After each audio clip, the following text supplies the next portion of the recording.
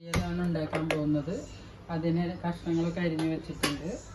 അതിലേക്ക് കുറച്ച് മഞ്ഞൾപ്പൊടി, ഉപ്പ്, പച്ചമുളക്, വെളിച്ചെണ്ണ, കുറച്ച് വെള്ളം, ഒന്ന് സ്റ്റീം.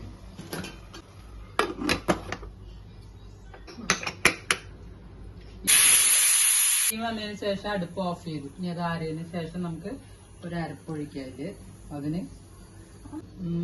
കുറച്ച് നാളികേരം, ജീരകം, കുറച്ച് കറിവേപ്പില, ഒരു പച്ചമുളക്, കുറച്ച് ഉള്ളി, കുറച്ച് മഞ്ഞൾപ്പൊടി ഇട്ടിട്ട് തൈര് ഇട്ടിട്ട് നടിച്ചുകൊണ്ട് കുക്കറിന് ഞാൻ വേറൊരു പാത്രത്തിലേക്ക് കഷ്ണങ്ങളൊക്കെ മാറ്റി ഞാൻ അരപ്പ് ചേർക്കാൻ പോവാണ്. വെളിച്ചെണ്ണയും കൂടി ഒഴിച്ച് കറിവേപ്പില ഇട്ട അവിയൽ